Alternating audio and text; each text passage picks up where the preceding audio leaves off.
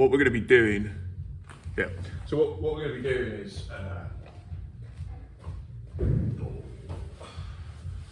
I've started coaching. I found that with the kids, if you, we started off on the bottom. You've heard this yesterday, and I used to think to myself, once somebody's heard it, it's kind of a bit boring. But what I think I actually realised is that we all just need to hear this again and again and again.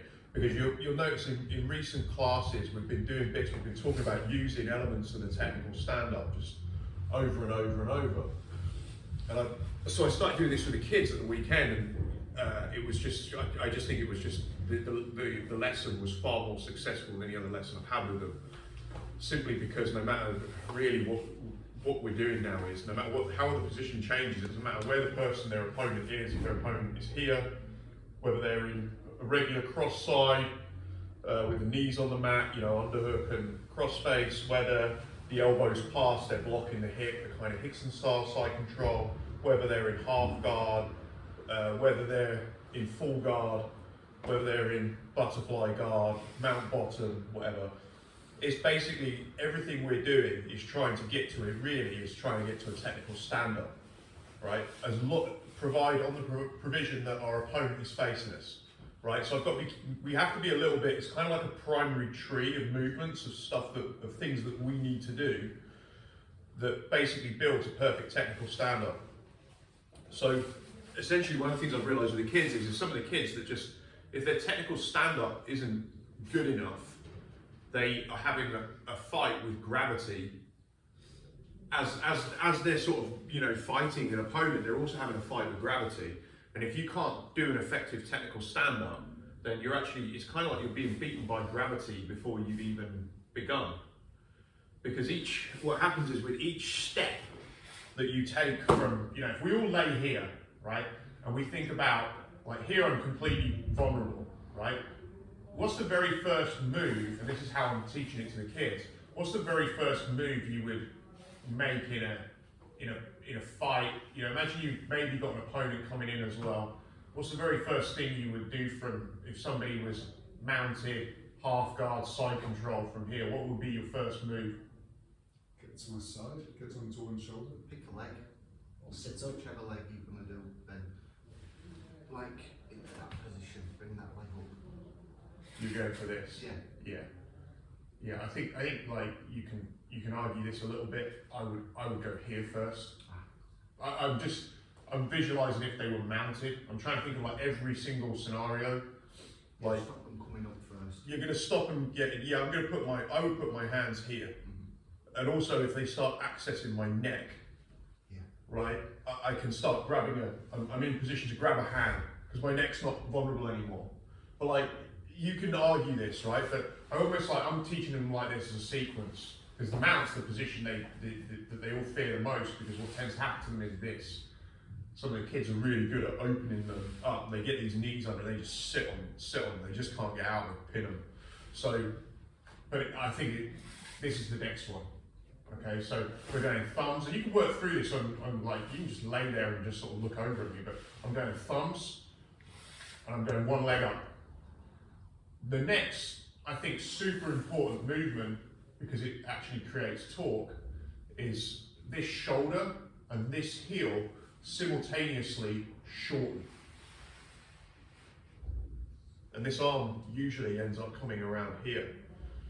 Because the guy could be cross sides, if it's kind of like a cross sides position, I obviously would quite like that arm in the underhook position. If they're mounted, I'm in a position now where I can push, right, and do the Hickson style get up. I've got my heel up as well, so I'm beginning to cross. There'll be small modifications around this basic idea. If it's side control, I might want my leg up like here, with the heel elevated as much as possible.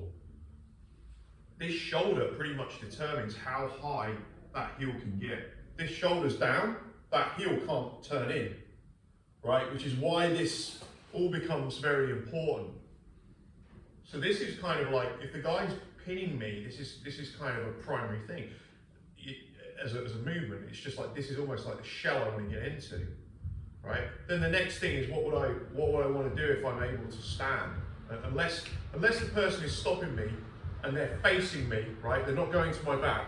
What would be the next thing I'd probably want to do from here in order to defeat gravity, make gravity less of an issue for me, and therefore less of a tool for them? What's the next move I will go to?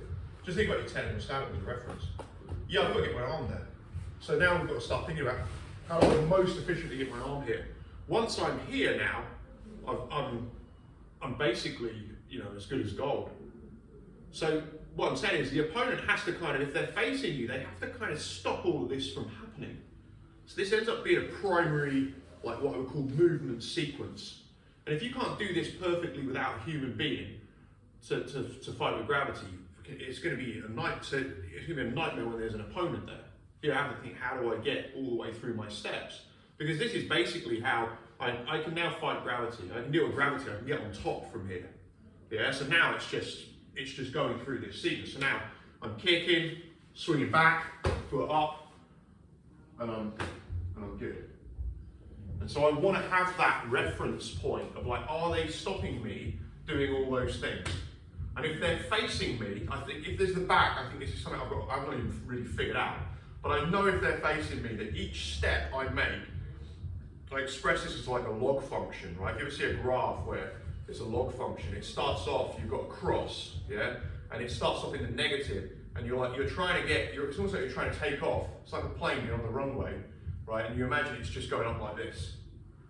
And each of those steps are giving you big marginal gains in your fight, I think, against gravity, first and foremost. Because gravity is my biggest problem when I'm just laying there flat on the back and somebody's putting a cross choke in. It's just, they can just drop all their weight on that grip.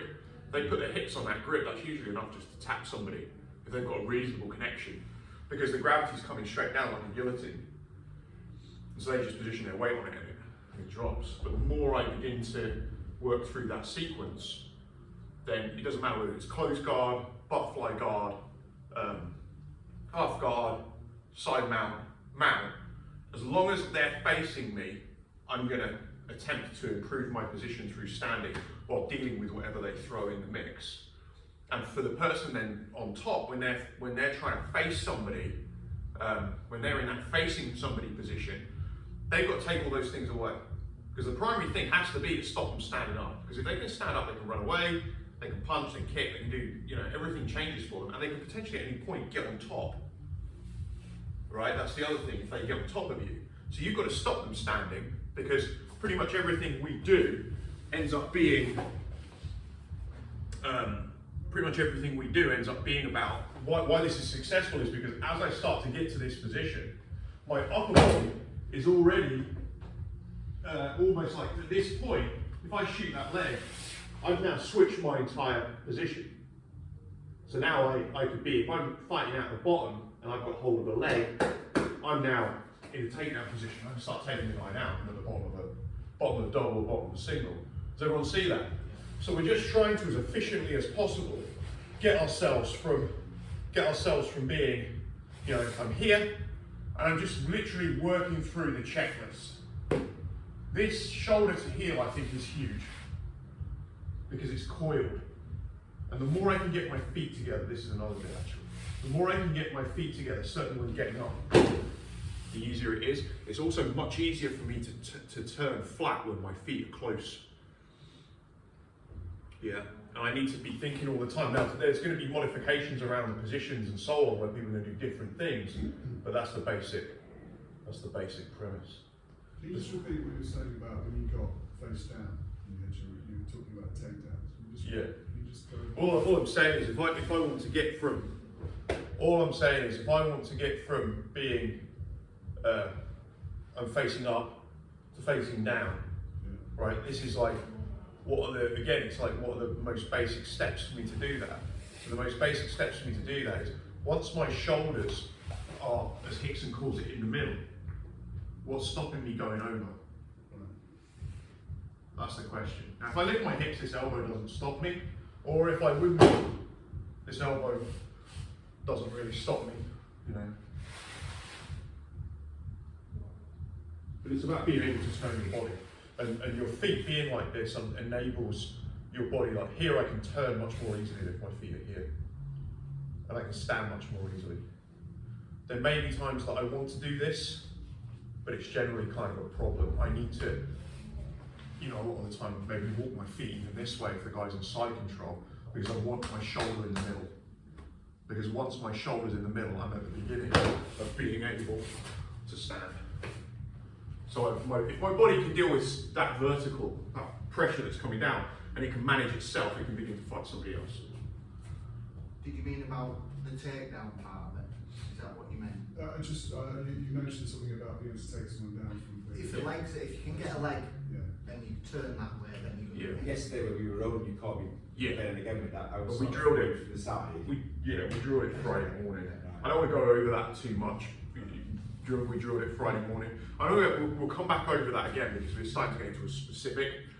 But it's amazing how this stuff does all open up for you once you start just getting this idea. So just work through it as part of it. I mean, I've talked a lot, but I think this is a really important direction of where we're going over our future classes, and it's something you just work through at home until you really feel like you've got this firing, perfect technical stand-up. You know, it's going to otherwise be a little bit suboptimal. We want to reduce those errors and leakages we're getting on.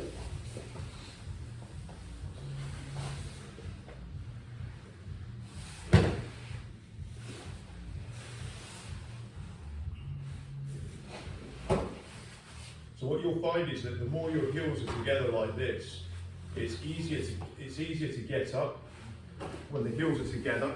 I'm not saying this is for all positions, but I want you to be aware of your trades. When my heels are together, it's much easier for me to get up than if they're here.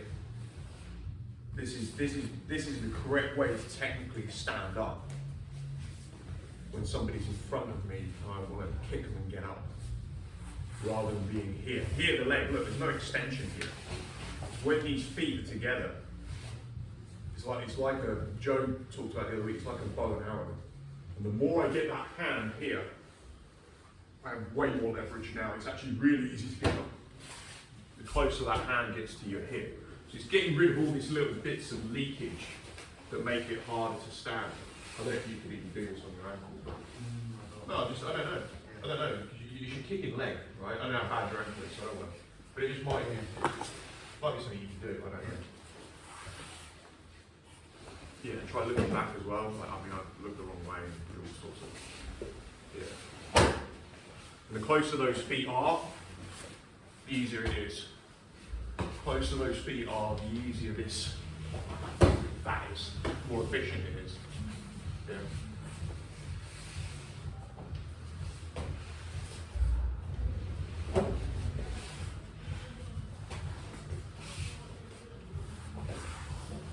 Think about the shoulder and heel connecting, yeah. Now do the upper, yeah. If you can get up like that, great. Or you can Elvis windmill. Yeah. Yeah. Hmm?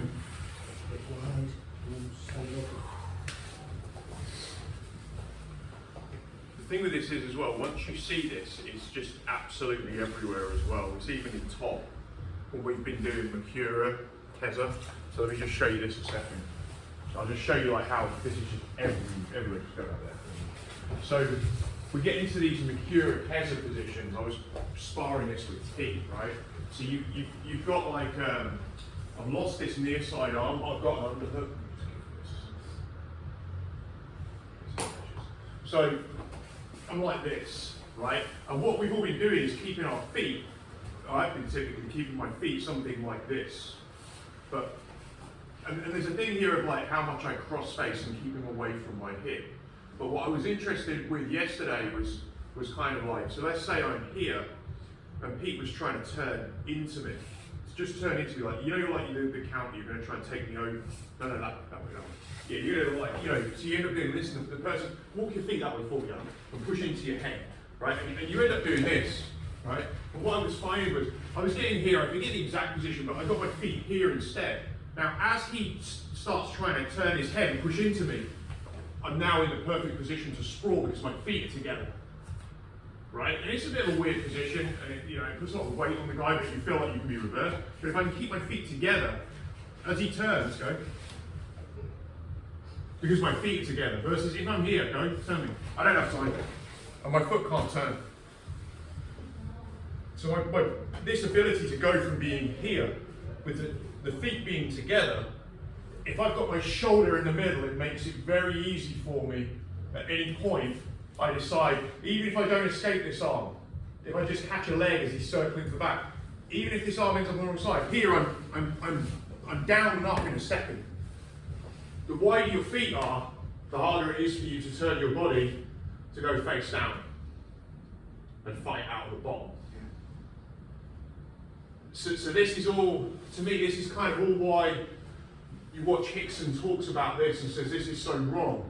It's not just so wrong here, it's kind of just wrong. Because I can't turn my body, I can't rotate my body as easily. Like the wider this gets, the more all of this starts to fall apart. I can't get my heel up, I can't connect my shoulder as easily. Does that, just without even an opponent. It's there's an axis, and your heels and your arm and your head are on that. When your feet are open, it changes it where Yeah.